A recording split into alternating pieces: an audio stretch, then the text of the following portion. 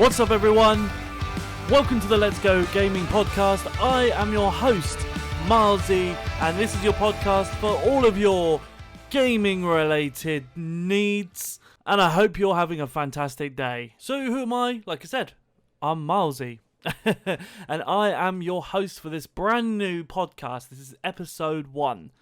And we should be going live not on a Thursday right now because it's the first episode, so it's going to drop when it drops depending on the processing side of things. But other than this episode, every week on a Thursday is when this podcast will drop. You can find me on Twitch as well, twitch.tv/Milesy, and I stream over there on Monday, Wednesday, Friday and Saturday at 7:30 p.m. UK time. So if that's something you really want to check out, then go and check that out. I'm a variety streamer, so if that's your thing, hopefully it is, and you'll check that out and we can discuss there. I also have a Discord. You can find me on Twitter and TikTok. All of that information is below in the description. And if you're watching on YouTube, I do have an audio version of this podcast available on Spotify and all of the podcast platforms, your usual ones that you would use. So, well, where do we start? So, first I want to say that you can send in your questions and topic suggestions to milesexo@gmail.com. That's milesexo@gmail.com. So for the next episodes, moving forward, I'll be answering your questions and we'll be taking topic suggestions. So just chuck those over to me and we'll feature them on the show. We're also going to have guests. This week is obviously just the first episode, so I wanted to give you time to get to know me and what I'm all about and what games I'm into, etc, etc. So first we're going to go into, what I'm playing. So this episode's going to be slightly kind of edited. It's normally going to be a lot less unedited than this, but where I'm on my own, it's kind of difficult to bounce off anyone, so you're just going to have to bear with me, guys. But we're going to go through what I'm playing. At the moment, I'm currently playing multiple games, actually. I'm kind of handling multiple games at once. So I'm playing Pokemon Blue because I'm currently challenging myself. If you've been following me on Twitch, you'll know that I'm playing through all of the Pokemon games, and obviously starting with Blue. I've never 100% dexed the Pokemon games, so this is my first time doing that, starting with Pokemon Blue. Obviously I'm not going to be doing Red and Yellow because that's just going to be a long time, so I'm doing what I can. I know you can't get all the Pokemon in those games, but I'm basically getting as many as I can, and that is proving already to be quite a challenge, remembering where to go to get all the Pokemon without using a guide. I'm going to try not to use a guide for as long as I can, which is always a challenge. But I'm really enjoying Blue, and you forget actually how difficult some of those parts are and how the game doesn't hand you everything. It doesn't kind of guide you by the hand, and this was really, when it was released, because I remember, I'm old and I remember this game dropping. I remember it being released, it being a big deal, and I remember people had a hard time with this game because it just doesn't hand you everything on a plate like games do today. There's always tutorials now of how to do this, to do that, and for some extent there is some guide in the game. There's a guy that you run into that shows you how to catch a Pokemon, right? And speaking to everyone in each town will give you a rough idea of what you need to do, but really there's no tutorials. So straight out the gate, with the game, you're doing what you think is right, and I love games like that.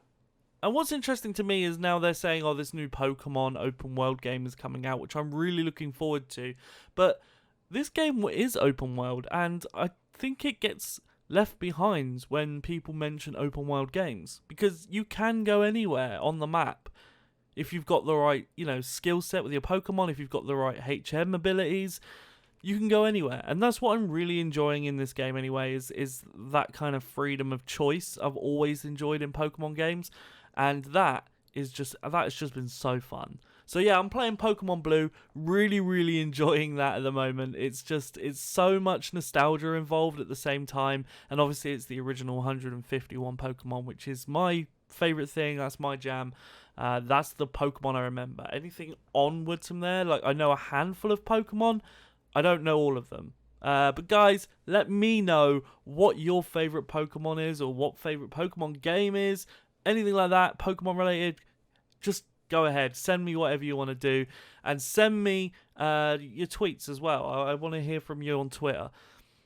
Which you can follow me at mile_Z. What else am I playing? I'm playing GTA 5 again. I'm trying to get as many achievements as I can. But I've kind of slowed down playing it because I know that this enhanced edition is coming out, which we'll talk about in the podcast a little bit later. Other than that, I'm kind of preparing for the Resident Evil game that drops.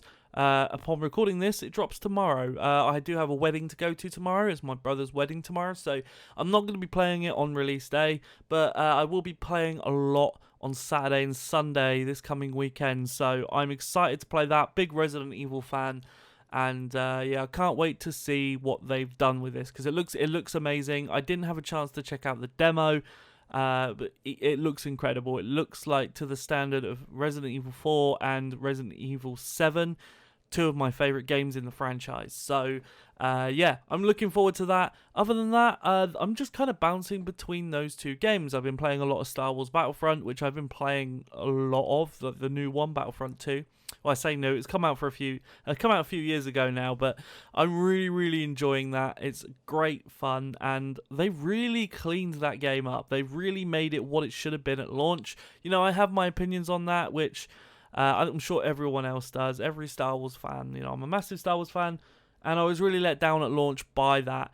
But I'm really, really enjoying it still, and I love the additions that they made. It's just a shame that there's some things left out. Like, I would have loved Poe Dameron in that game. I would have loved to have Ahsoka and some more Clone Wars, like Ventress.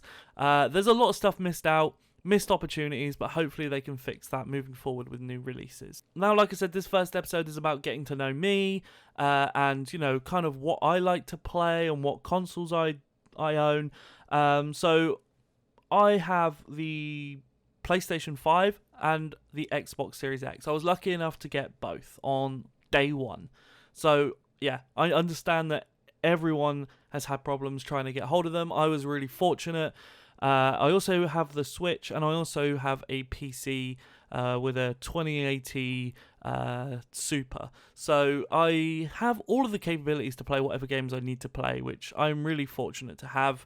And yeah, my latest experiences with the new consoles has been relatively good.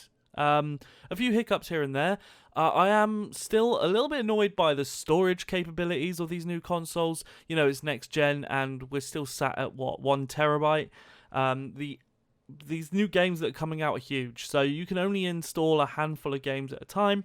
Luckily now, for both consoles, you can have external hard drives, and they act as like pack mules. You can't run the new generation games straight off of these hard drives, but you can play Xbox One games and PS4 games from these hard drives, so that has been great. But we really need that ability to have more storage for our next gen games, especially moving forward on PS5, because these games are absolutely humongous. And it's really frustrating that next gen hasn't been able to do something with cloud. Where is the cloud stuff? Like, surely we should be able to pay for storage for our games in the cloud, or, you know, something similar along those lines. Like, that is a given, surely, in this day and age. We've got cloud saves. Why not have an option to install games in the cloud and run them off your own cloud space? That would be incredible. I've definitely been playing a lot more Xbox, mainly because Xbox has always been my number one console, mainly because last generation, all of the third-party games were installed there because of space on the PS4. And this time's a little bit different at the moment, because PS5, right out the gate, doesn't have a lot of PS5 games out. So I've been able to kind of play an even amount of both consoles. And I really need to get on and play some more PC games. There's just not a big offering at the moment. Obviously, I know you can play games that are available on the consoles with better frame rates, etc., etc. But I like the consoles for ease and the ease of streaming as well. Where I stream on Twitch, it's a lot easier for me to be able to stream console games through my capture card rather than using a whole monitor there for PC gaming and swapping, my display around and things like that. So it's a little bit fiddly to stream PC games, and a little bit more stress on my network and my PC itself to stream and game at the same time and not have any hiccups. So there's that. And PC gaming really to me is all about strategy and sim games. Like, I've been playing a ton of Planet Coaster and The Sims. I've been playing Age of Empires 2 and 3, which are some of my favourite games. And I've recently bought Dungeon Keeper, which is an incredible game. We'll talk more about that later. But right now, we're going to go into gaming news, guys. So every week, I'm going to talk about gaming news and, what's the latest headlines and kind of discuss my opinions on things. So the first one I want to talk about here is that Nintendo Switch sales are up 44% from January to March compared to the same quarter a year earlier. The total sales now are 84.59 million worldwide sales, creeping up on the Wii at 101.63, which is incredible. The Switch has just done so damn well, and I'm so happy for it. Like, my Switch is a day one Switch console. I absolutely adore my Nintendo Switch. Now, do I play it as much as I wish I would? No. Mainly because my Switch is dying. My Joy-Cons drift a hell of a lot. I had them sent back to Nintendo. They repaired them, sent them back. They didn't work, so I bought new Joy-Cons. And it turns out, I think it is actually the connections on the console itself. For whatever reason, they're just failing. And that's just so annoying to me. There's also a screen burn issue that I've got on the Switch. And I think it's time. It's time to upgrade. I'm just holding out for any announcement of a Switch Pro, which I'm not 100% sure we'll even get. It's all just speculation right now and rumors and insider stuff, which I'm not sure is even legit. I do think we will see another revision at some stage. I'm not sure it's going to be what everyone is hoping it to be with a Switch Pro. It just doesn't sound like something that Nintendo do. It doesn't sound like a Nintendo strategy. Yeah, I'm just not sure that's going to happen. I think we will have a revision of some kind, but what that is, I don't know. Game sales also spiked at 37%, led by Animal Crossing at 20.85 million. Just for that game alone. That's incredible. And I love New Horizons. I think it's great. I do believe that we are going to get some kind of expansion. That's just my thoughts on it. I find it hard to believe that we won't get anything because the other Animal Crossing games had a lot more to them. This seems very bare bones. Like, there are some new experiences and events and things, but like upgrading the shop and upgrading all of that stuff happened in the last games, and you only get to a certain point with this one. So I don't know, we need more for Animal Crossing in my opinion. I think they could do a lot more with it, and it's very quiet right now. I guess they're just trying to push the original base game.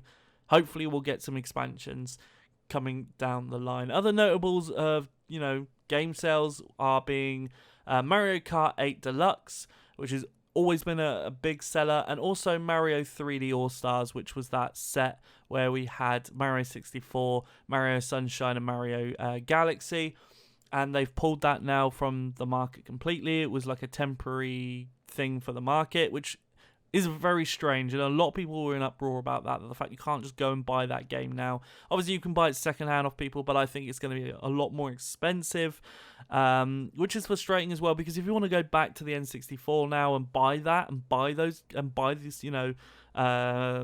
Super Mario 64, if you want to buy a GameCube with Sunshine, those games are very expensive because they're considered collector's items now. So for, the younger new generation of Mario fans, this was their chance to play those older games at a decent price, and unfortunately it's just not all that viable for people for an older game like that. So I do think it's very strange of them to do. That being said, it's Nintendo. They make strange choices, but we love them. And talking of the Switch, there is a new announcement in terms of video game release. We're getting Game Builder Garage, which looks very interesting. It's a new programming game launching on Switch on June 11th. In US dollars currency, it's $30. So it's going to be probably $29.99 here as well, but it could be something like $26.99 or something along those lines. It's basically for young game designers, and you probably heard of Dreams on PS4, which is something I never got to play, unfortunately.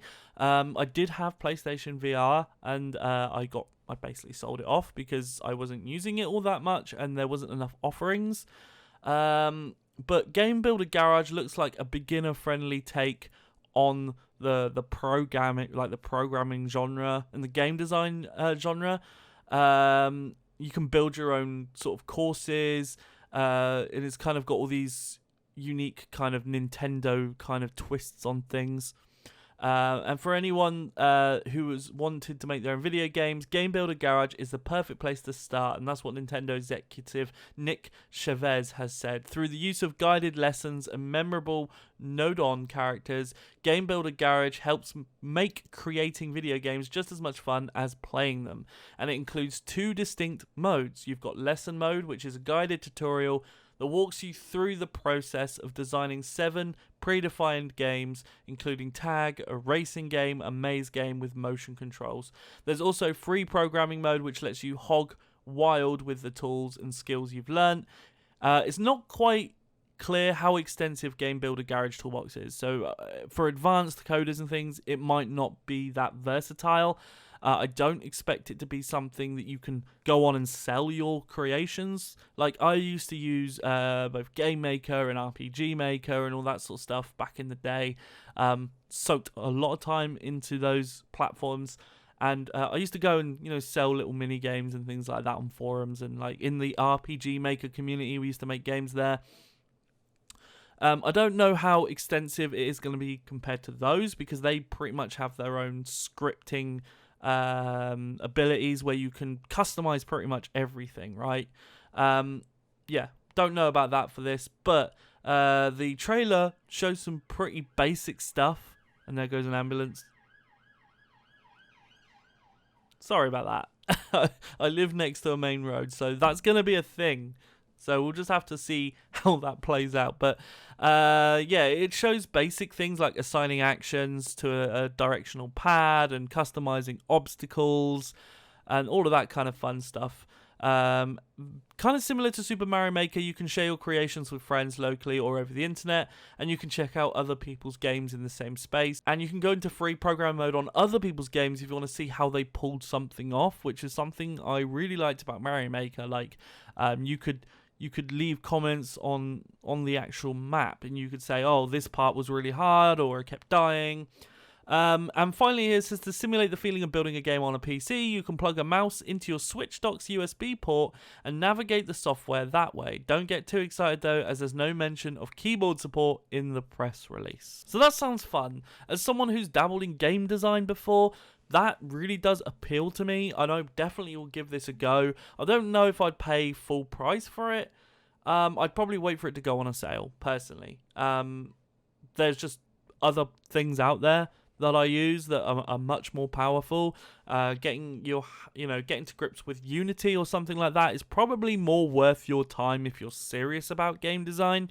But this does seem like something fun. If you've never coded before, if you've never dabbled in game design before, this is something I would definitely recommend. And also, check out Super Mario Maker, because I feel like it does give you the basics and the thought process there to design a working Mario course, which is great. Like, if you're going into game design for the very first time, you've never touched this kind of thing before.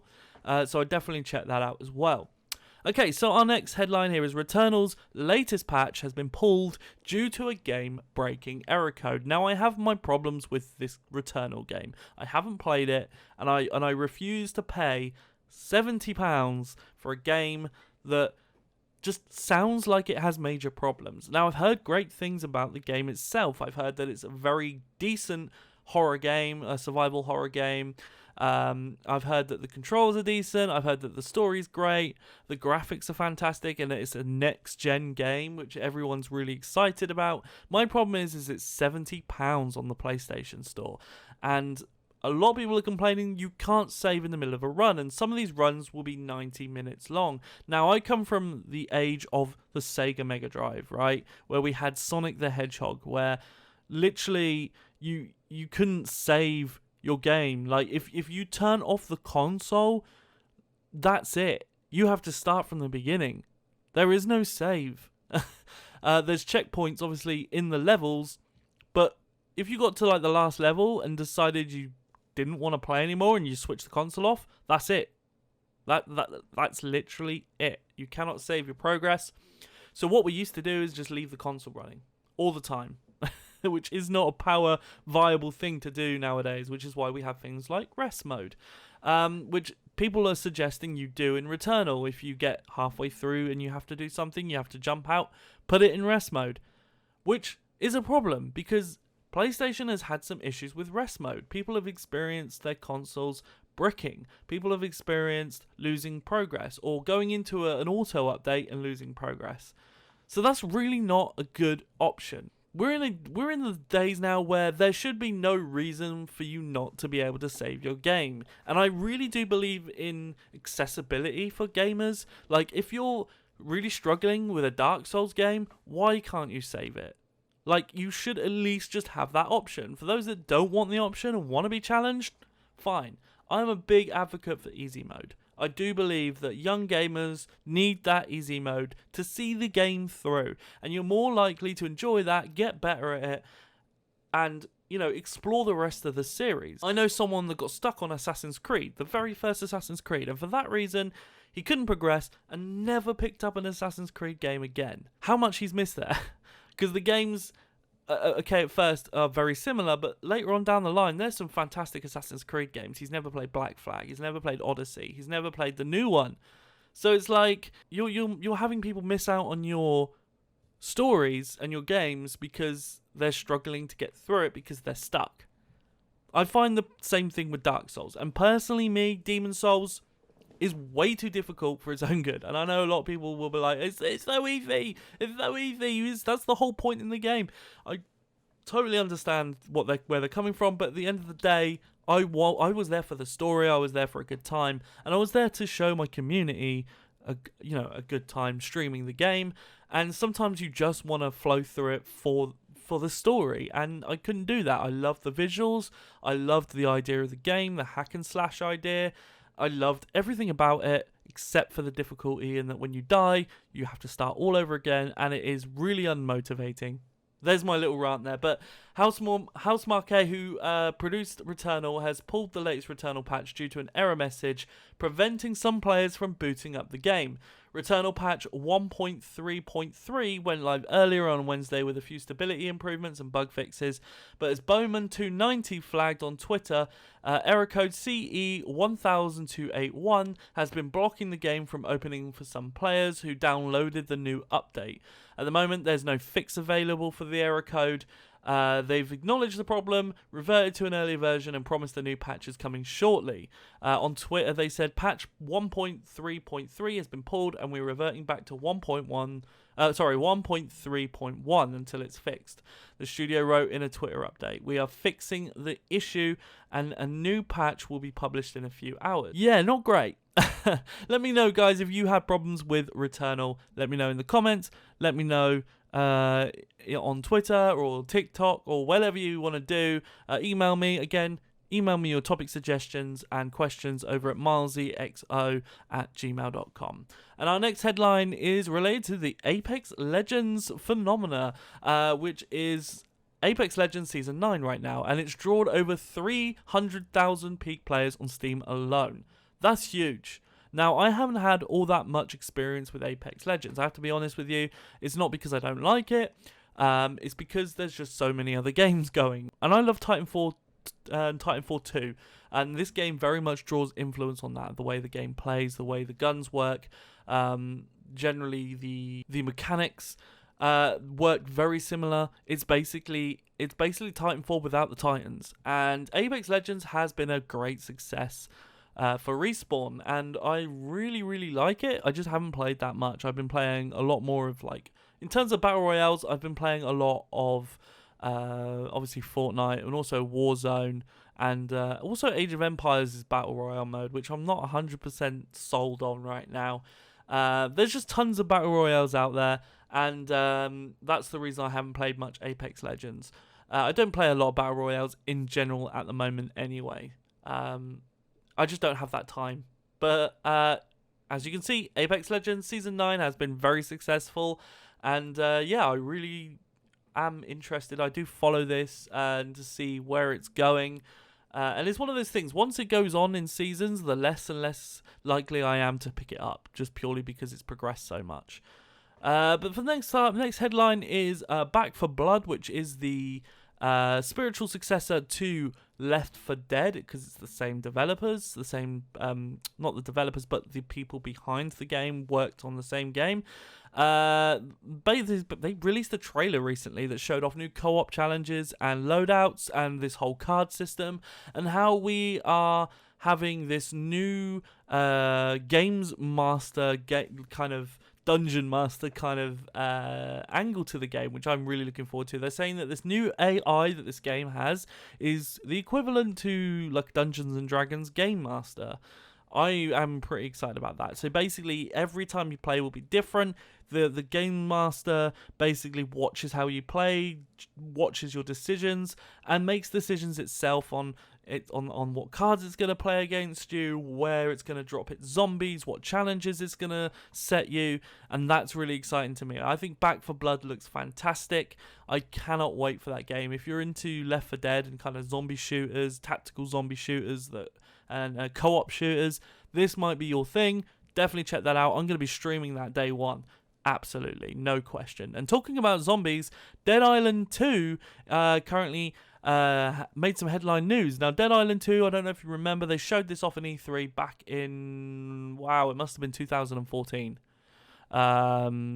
They showed the trailer, I'm a barman about to blow up. A really catchy song. My wife absolutely got hooked on, and it's kind of become an in-joke between me and my wife about when are they going to release it. And occasionally this game crops up in the news and gets heads turning again, and it has done the same thing again. And this has been mentioned in the Epic versus Apple ongoing legal battle, as well as the new Saints Row game as well. So they're saying the Dead Island 2 and the next Saints Row game will both be Epic Store exclusives on PC. According to Epic Store's document from 2019 that was made public during the ongoing Epic versus Apple legal battle, Epic has been providing all kinds of evidence in its legal jousting match with Apple, and there's plenty of juicy information hiding in there if you go digging. One such piece of information via PC Gamer revealed that one piece of evidence, the review of performance and strategy document, makes reference to both Dead Island 2 and an upcoming Saints Row game being Epic Store exclusives. This comes from the same document that revealed Epic had spent nearly $1 billion on securing launch exclusives for its PC gaming storefront. Dead Island 2 was originally announced back in 2014. There we go. I was correct. I did it. And has numerous development setbacks, including several studio switches. It was originally being developed by Techland, the team behind the first Dead Island, before development switched to Jaeger after Techland decided to focus on Dying Light in 2015, which became a massive success, by the way. Dying Light is great. I just haven't played enough of that game. Jaeger was pulled from the project and later shut down, with Sumo Digital taking reins on the project. Finally, development jumped studios once again, with Dambuster Studios taking over the project in 2019. So this game, some production hell, but I think Dead Island 2 will eventually rear its head. It's just a question of when. So that's all the news, guys. I really hope that you found that interesting, and we're going to be covering news every single week. But now we're going to talk about some upcoming video game releases to keep you guys informed of what's coming out in the next week, 2 weeks, 3 weeks. And of course tomorrow, as we record this, Resident Evil Village will be dropping, so let me know what your experience is. I'm definitely going to be picking that one up. I'll be playing it on Saturday on stream, so make sure you can check that out if that's something you want to see before you pick it up. You can make a decision on the back of my stream. We also have Hood, Outlaws and Legends, which is based on the Robin Hood legend. That comes out May 7th as well. We have Subnautica Below Zero on May 14th. We have Mass Effect Legendary Edition on May 14th, another one that I'm going to pick up. I've never played the Mass Effect games, guys. Always meant to, and then this got announced. I was like, well, I might as well wait for the Legendary Edition and then play that. So that's what we've got coming within May.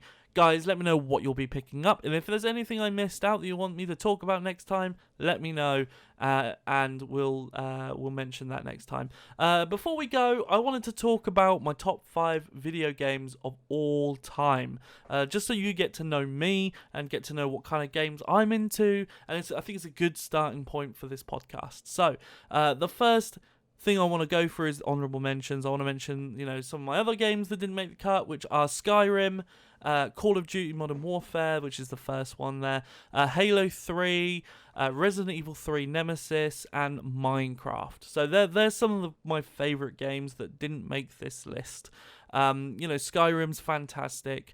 I love all of the Elder Scrolls games. Call of Duty Modern Warfare is my favourite Call of Duty. Halo 3 is my favourite Halo game. Resident Evil 3 Nemesis is more nostalgia than anything, and I really did like that remake as well. Just not as good as the original game, in my opinion. And then we have Minecraft, which is a game I'm just always playing, like ongoing, and I've played since launch, and a game that my wife's really got into recently as well, and she's actually so much better at that than me. She's coming up with all these crazy creations, and it's funny because she's always said like, oh, I'm not that creative, and you go into her Minecraft world and you're like, oh my god, like so much better than mine, which is insane. But my top 5 video games of all time, in no particular order, because they're all kind of at the same level. The first one being Fallout 3. I'm a huge fan of the Fallout series, bar Fallout 76. I have my major problems with that, but I loved Fallout 4 and I loved Fallout New Vegas. But Fallout 3 for me is the best one. I love the story, I loved the setting, I loved the grit to it. I loved the weaponry, I loved the choice and the fact that you could kill like pretty much everyone in the world, right? Which was always really, really fun. It's just a game that I replayed probably the most out of any game. I remember getting the 360, and I remember getting GTA 4 and Fallout 3, and Fallout 3 was just a game changer for me. Then I've put down here Red Dead Redemption, the first one. I love the second one, don't get me wrong, but Red Dead Redemption 1 was just tons better. I think the story was faster paced. I loved the zombie expansion that we had, Undead Nightmare. I loved the online as well. I thought the online on the first one was actually better than Red Dead Online that we have now, for many reasons, mainly because there wasn't as much microtransactions and the servers are better, and I just feel like it's overcrowded on the new one in terms of like microtransactions and like kind of the strange content they decided to add, like skins and this, that, and the other, and also navigating around it all is a lot more difficult. Like when you load into Red Dead Online, you get greeted with all of these kind of tile options of going free roam here, free roam there, or this or that, the other, and it doesn't all kind of feel connected. It all feels separate, and it feels messy to me. Grand Theft Auto 5 is up there as one of my favorite games of all time. I just think that story is absolutely incredible. That whole city was created and crafted so beautifully, and it's still in the charts today, which is just a testament to that game. And then we move on to Dungeon Keeper, one of my favorite PC games of all time, one of the most underrated games of all time, and one of my favorite strategy games of all time. Not the one on the mobile, because that was absolutely terrible. And fun story, actually, my uncles actually tried to get the rights for Dungeon Keeper in terms of being able to make a licensed board game. Unfortunately, they weren't able to do it. The rights have been drifting around, and I think EA still own them, I believe. But Dungeon Keeper is absolutely incredible. I love that game so much. It's so iconic to me. It represents a big part of my childhood and what games I used to play. Just an absolutely amazing game. If you've never played Dungeon Keeper on the PC, guys, play that original Dungeon Keeper Gold. You can get it on GOG.com for pennies. So make sure you get that. Age of Empires 2 is my other favourite strategy game on PC. An absolute classic. Still stands out as the best Age of Empires. And since the Definitive Edition dropped on Game Pass, absolutely incredible. Still holds up. Still so much fun to play. Even if I am terrible against online players, I absolutely enjoy doing the little skirmishes. And it's one of those games you can just get completely lost in for hours. Time just goes by so quickly when you play that game. So that's my top 5 favourite games, guys. Let me know in the comments what yours were. And yeah, send me in your topic suggestions, your comments, your thoughts, your questions, and maybe some facts, some cool video game facts you want to share with me and I can share on air. And I will see you next week with the next episode, guys. Have a fantastic day. Take care of yourselves. No. Oh, fuck! What? Masturbate? Wait, masturbate?